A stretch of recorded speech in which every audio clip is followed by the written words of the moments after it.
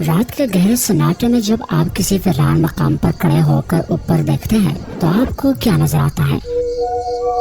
بے قرار خاموش اور اندھیرا سمندر جس میں اربوں چمکتے ہوئے ستارے کسی نامعلوم ترتیب سے بکھرے ہوئے ہیں۔ انسانی آنکھ جب کائنات کی اس وسعت کو دیکھتی ہے تو وہ خود کو ایک ذرے سے بھی کمتر محسوس کرتی ہے۔ ہم اس نیلی چھت کو آسمان کہتے ہیں۔ یہ وہ واحد آسمان ہے جسے ہم دیکھ سکتے ہیں، جسے ہماری جدید ترین ٹیلیسکوپ اور خلائی مشین کھوجنے کی کوششیں کر رہی ہے۔ لیکن ذرا رکیے، اگر میں آپ سے کہوں کہ یہ پوری کائنات، یہ اربوں کے کشائے، بلیک ہولز اور روشنی کے سالوں پر پھیلا ہوا یہ لامحدود خلا، یہ سب محض ایک شروعات ہے۔ جب ہمیں صرف ایک آسمان نظر آتا ہے تو باقی 6 آسمان کہاں ہیں؟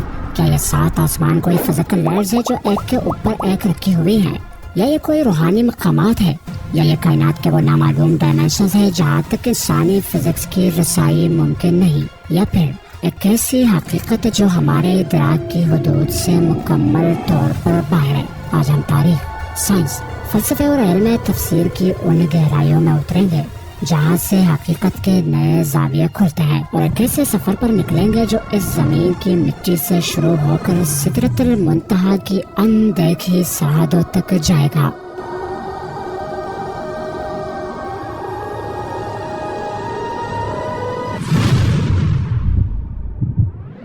اس معاملے کو سمجھنے کے لیے ہمیں سب سے پہلے عربی زبان اور قرآنی اصطلاحات کی نفسیات کو سمجھنا ہوگا۔ عربی زبان میں آسمان کے لیے لفظ سما استعمال ہوتا ہے، جس کا بنیادی اور لغوی مطلب ہے ہر وہ چیز جو تمہارے اوپر ہو اور تم پر سایہ فگن ہو۔ کلاسیکی عربی میں بادلوں کو بھی سما کہا گیا ہے اور بارش کو بھی، لیکن جب قرآن مجید لفظ سماوات یعنی آسمانوں کی جمع کا استعمال کرتا ہے تو یہ محض بادلوں یا نیلے خلا کی بات نہیں کر رہا، بلکہ کائنات کے ایک عظیم پیچیدہ اور تہ در تہ اسٹرکچر کی بات کرتا ہے۔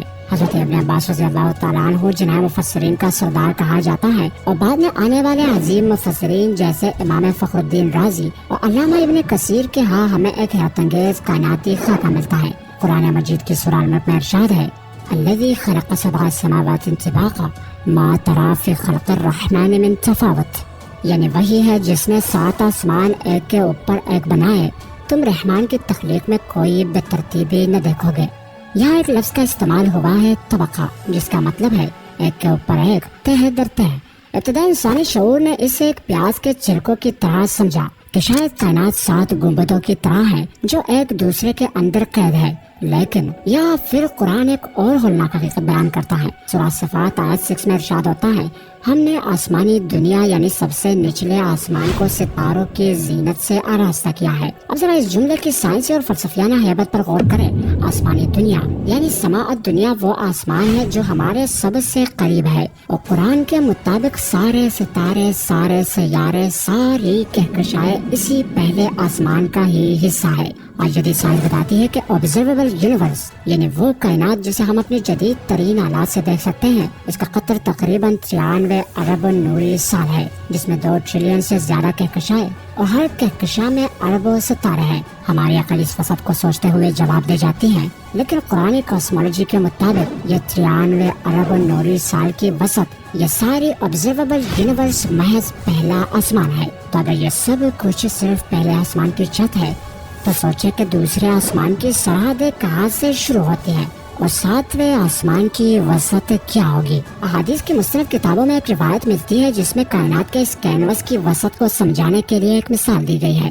نبی کریم صلی اللہ علیہ وسلم کے ارشاد گرامی کا مفہوم ہے کہ پہلے آسمان کے مقابلے میں 7 زمینوں کی مثال ایسی ہیں جیسے ایک بڑے صحرا میں پڑا ہوا ایک چھوٹا سا چلا، اور دوسرے آسمان کے مقابلے میں پہلے آسمان کی مثال بھی اسی صحرا میں پڑے ہوئے ایک چلے جیسے ہے، اور اسی طرح 7ویں آسمان تک ہر اوپر والا آسمان اپنے نیچے والے کے مقابلے میں ایک لامحدود صحرا کی طرح ہے۔ یہ مثال محض کوئی شاعرانہ مبالغہ نہیں، بلکہ یہ اسکیل اور ڈائمینشن کا وہ تصور ہے جسے سمجھنے کے لیے آج کے ماہرین فزکس ملٹی ورس اور ہائپر اسپیس کی تفویض پیش کر رہے ہیں۔ ماضی کے بعد مسلم فلاسفہ نے جو یونانی بطلمیوسی نظریات سے متاثر تھے، ان 7 آسمانوں کو نظام شمسی کے 7 سیاروں چاند، تارد، زہرا، سورج، مریخ، مشتری اور زحل پر فٹ کرنے کی کوشش کی۔ وہ سمجھتے تھے کہ ہر سیارہ ایک آسمان کی نمائندگی کرتا ہے، لیکن امام غزالی اور امام ابن تیمیہ رحمۃ اللہ علیہ جیسے عبقری مفکرین نے اس اپروچ کو سختی سے رد کیا۔ امام ابن تیمیہ نے واضح کیا کہ قرآن کے 7 آسمان محض ان سیاروں کے مدار نہیں، بلکہ یہ وہ عظیم تخلیقات ہے جن کا ادراک انسانی عقل کے موجودہ استعداد سے باہر ہے، اور وہ فرماتے ہیں کہ یونانیوں کا علم صرف ان چیزوں تک محدود تھا جو انہیں نظر آتی تھی، لیکن اللہ کی تخلیق ان کی دوربینوں اور ریاضی فارمولوں کی محتاج نہیں۔ اب یہاں کچھ سوالات پر آتے ہیں۔ کیا آسمان مادی ہے؟ کیا ان کے دروازے ہیں؟ تو احادیث مبارکہ میں صراحت کے 7 آسمانوں کے دروازوں ابواب السماء کا ذکر ملتا ہے۔ جب کوئی روح پرواز کرتی ہے تو فرشتے اسے لے کر آسمان کی طرف جاتے ہیں اور دروازہ کھلوایا جاتا ہے۔ اس کا مطلب یہ ہے کہ آسمانوں کے درمیان ایک خاص قسم کا بیریئر یا پردہ موجود ہو سکتا ہے، اور آج کی جدید کوانٹم فزکس اور اسٹرنگ تھیوری بھی یہ مانتی ہے کہ حقیقت صرف وہ 3 ڈائمینشنل دنیا نہیں جو ہمیں نظر آتی ہے، بلکہ کائنات میں 10 یا 11 ڈائمینشنز ہو سکتی ہے جو ہمارے ارد گرد موجود ہونے کے باوجود ہم سے پوشیدہ ہے۔ تو کیا یہ ممکن ہو سکتا ہے کہ جنہیں ہم 7 آسمان کہتے ہیں وہ کائنات کے وہ ہائپر ڈائمینشنز ہو جنہیں ہماری آنکھ ڈیکوڈ ہی نہیں کر سکتی؟ لیکن یاد رکھیں، ایک سنجیدہ محقق کی حیثیت سے ہمیں یہاں انتہائی احتیاط سے کام لینا ہوگا۔ جیسے کہ ہم جانتے اور مانتے ہیں کہ سائنس ایک مکمل بدلتا ہوا علم ہے، جبکہ قرآن ایک حتمی سچائی۔ ہمیں کبھی بھی قرآن آیات کو زبردستی جدید سائنس کے عارضی تفریح کے ساتھ ملانا نہیں چاہیے۔ سائنس صرف وہ گلاسز ہے جو ہمیں یہ دکھاتی ہے کہ ہماری سوچ کتنی محدود اور اللہ کی تخلیق کتنی عظیم ہے۔ ہم نے اپنے سر پر موجود آسمانوں کی وسعت کا کچھ اندازہ تو لگا لیا، لیکن جب ہم اپنی نگاہیں آسمان سے ہٹا کر زمین کی طرف کرتے ہیں تو ایک اور راز ہمارا منتظر ہوتا ہے۔ اب آپ اس ویڈیو کے اس حصے میں آ چکے ہیں جس پر عام طور پر بات نہیں کی جاتی، کیونکہ راز صرف اوپر نہیں، راز ہمارے پیروں کے نیچے بھی دفن ہے۔ جس زمین پر ہم چلتے ہیں، کیا اس کائنات میں زندگی کا واحد مرکز ہے؟ کیا ہمارے قدموں کے نیچے بھی کوئی نامعلوم دنیائیں آباد ہو سکتی ہیں؟ 7 آسمانوں کا تذکرہ تو ہم سنتے آئے ہیں، لیکن قرآن مجید کے آخری پاروں میں ایک ایسی آیت موجود ہے جو قاری کو رکنے پر مجبور کر دیتی ہے۔ سورہ طلاق آیت 12 میں ارشاد ہوتا ہے، اللہ وہ ہے جس نے 7 آسمان پیدا کیے اور زمینیں بھی انہیں کے مثل بنائے۔ یہ قرآن مجید کی واحد آیت ہے جہاں واضح طور پر زمینوں کے مثل یعنی 7 ہونے کا اشارہ ملتا ہے۔ 7 زمینیں، اس کا مطلب کیا ہے؟ کیا ہمارے قدموں کے نیچے 6 اور زمینیں موجود ہیں، یا اس لامحدود خلا میں ہماری زمین جیسی 6 اور دنیائیں گردش کر رہی ہیں؟ علم تفسیر اور تاریخ کی کتابوں میں اس موضوع پر حیرت انگیز اور بعض اوقات تو رونگٹے کھڑے کر دینے والی باتیں ملتی ہیں۔ جب ہم احادیث کی طرف رجوع کرتے ہیں تو صحیح بخاری میں ایک سخت وعید ملتی ہے کہ جس نے کسی کی ایک بالش زمین بھی ظلماً غصب کی، قیامت کے دن اسے 7 زمینوں کا طوق پہنچایا جائے گا۔ اس حدیث نے واضح کر دیا کہ 7 زمینوں کا تصور محض کوئی استعارہ نہیں، بلکہ ایک طبی اور وجود رکھنے والی حقیقت ہے۔ لیکن یہ زمینیں کہاں ہیں؟ کلاسیکی علماء میں اس حوالے سے 2 بڑے مکتبہ فکر پائے جاتے ہیں۔ پہلا نظریہ یہ کہ 7 زمینیں دراصل ہماری اسی زمین کی اندرونی طبی پرتیں جیولوجیکل لیئرز ہیں۔ آج کی جدید جیولوجی بھی زمین کو مختلف حصوں میں تقسیم کرتی ہے۔ کچھ مفکرین کا خیال ہے کہ زمین کے یہ مختلف طبقات ہی دراصل وہ 7 زمینیں ہیں جن کا تذکرہ کتابوں میں ہے، لیکن قرون وسطیٰ کے بہت سے علماء اس سائنسی توجیہ سے متفق نہیں تھے۔ ان کا ماننا تھا کہ جس طرح 7 آسمان ایک دوسرے سے الگ اور مکمل دنیائیں ہیں، اسی طرح 7 زمینیں بھی الگ الگ دنیائیں ہیں جن کے درمیان فاصلے اور پردے حائل ہے۔ یہاں ایک ایسی روایت کا بھی ذکر کرنا ضروری ہے جس نے صدیوں تک مسلم دنیا کے علمی حلقوں میں ایک طوفان برپا رکھا ہے۔ مشہور صحابی اور مفسر حضرت عبداللہ ابن عباس رضی اللہ تعالیٰ عنہ سے ایک اثر منقول ہے جسے علامہ بہقی اور امام حاکم نے نقل کیا ہے۔ اس روایت میں ابن عباس فرماتے ہیں کہ 7 زمینیں ہیں اور ہر زمین میں تمہارے نبی کی طرح ایک نبی، آدم کی طرح ایک آدم، نوح کی طرح نوح، ابراہیم کی طرح ابراہیم اور عیسیٰ کی طرح ایک عیسیٰ موجود ہے۔ یہ سن کر انسان کا دماغ ہل جاتا ہے کہ کیا متوازی کائنات ہے، یعنی پیرلل یونیورس اور ملٹی ورس کا جو تصور آج کی فزکس اور ہالی ووڈ فلموں میں دکھایا جاتا ہے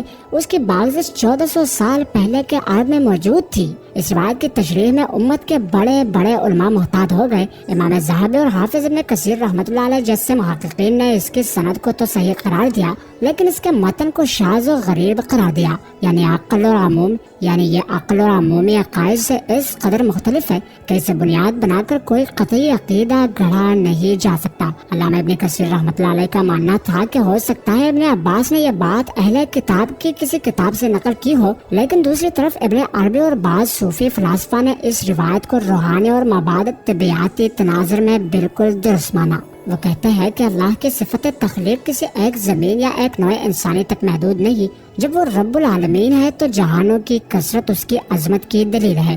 ایک اور دلچسپ نظریہ جو آج کے دور میں انٹرنیٹ اور سوشل میڈیا پر بہت وائرل ہے وہ یہ کہ 7 زمینیں دراصل ہمارے نظام شمسی کے دیگر سیارے ہیں، یا پھر یہ وہ بیرونی سیارے ہیں جنہیں ناسا کے کیپلر ٹیلیسکوپ نے دریافت کیا ہے، جو زمین سے مشابہت رکھتے ہیں۔ اس میں کوئی شک نہیں کہ کائنات میں ہماری زمین جیسے اربوں سیارے موجود ہو سکتے ہیں جہاں زندگی کے امکانات ہو، لیکن کیا قرآن انہی کو 7 زمینیں کہہ رہا ہے؟ یہاں ہمیں ایک انتہائی اہم علمی اصول سمجھنا ہوگا۔ جدید سائنس کی دریافتوں سے متاثر ہو کر قرآنی آیات کا مفہوم بدلنا ایک خطرناک رجحان ہے۔ اگر ہم کل یہ دعویٰ کر دیں کہ 7 زمینیں فلاں 7 سیارے ہیں اور پرسوں سائنس 8واں یا 9واں ایسا سیارہ دریافت کر لے تو کیا ہم قرآن کو جھٹلائیں گے یا سائنس کو؟ قرآن سائنس کی کتاب نہیں، یہ آیات نشانیوں کی کتاب ہے۔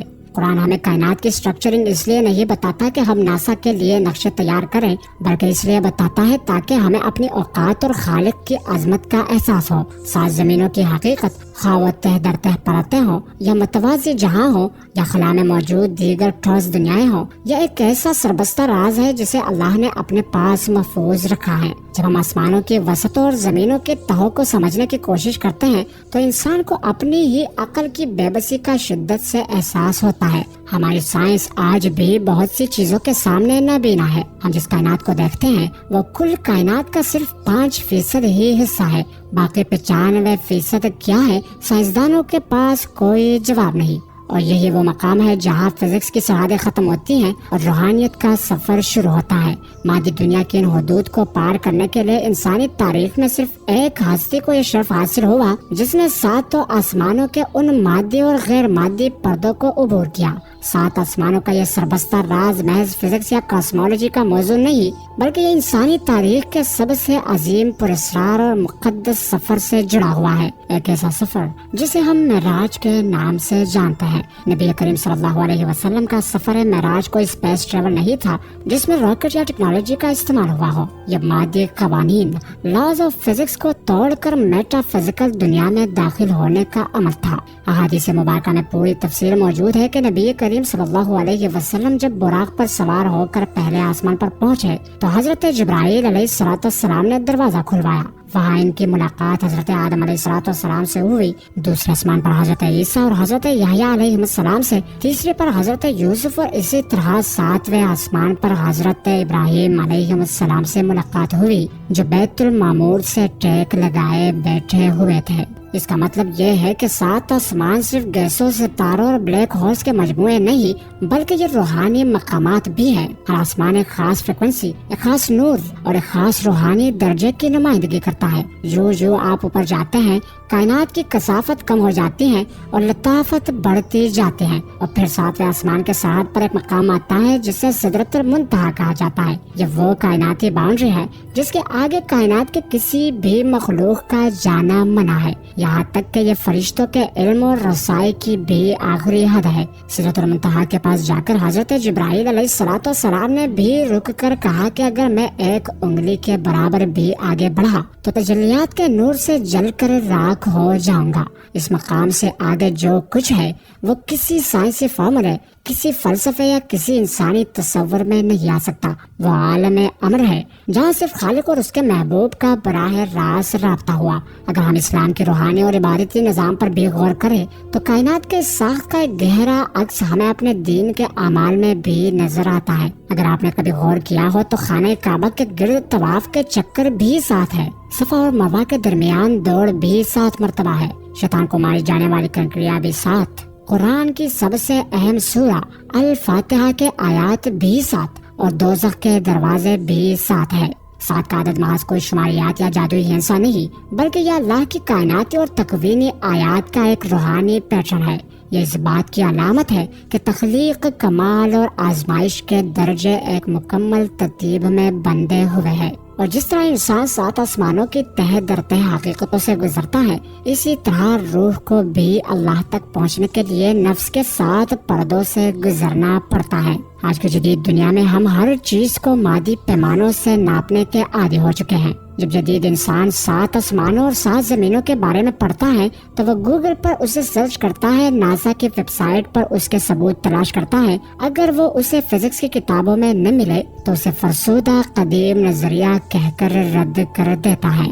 لیکن یہ اس جدید انسان کا تکبر اور علم جہالت ہے۔ جس انسان نے آج تک اپنے سمندروں کی گہرائی کا صرف 10 یا 20% حصہ ایکسپلور کیا ہے، جس انسان کو آج تک انسانی شعور کانشسنس کی ماہیت کا پتہ نہ چل سکا، جو انسان ایک وائرس کے سامنے بے بس ہو جاتا ہے، وہ اس کائنات کے خالق کی دی گئی خبر کو اپنی محدود لیبارٹری اور کنٹرول انوائرمنٹ میں ٹیسٹ کرنا چاہتا ہے۔ قرآن مجید میں 7 آسمانوں اور 7 زمینوں کا ذکر ہمیں ماہر فلکیات بنانے کے لیے نہیں، یہ دعویٰ نہیں کیا گیا کہ تم اسے ٹیلیسکوپ سے دیکھ سکو گے، بلکہ یہ ذکر ہمیں انسان کی اصل حیثیت بتانے کے لیے کیا گیا ہے۔ یہ کائنات ایک عظیم الشان محل ہے جس میں ہماری حیثیت ایک ذرے سے بھی کم ہے۔ جب انسان 7 آسمانوں اور ان اندیکھی زمینوں کے تصور میں ڈوبتا ہے تو اس کے اندر سے تکبر اور انا کے بت ٹوٹ کر صرف ایک ہی آواز آتی ہے کہ اے ہمارے رب، تو نے یہ سب کچھ بیکار پیدا نہیں کیا۔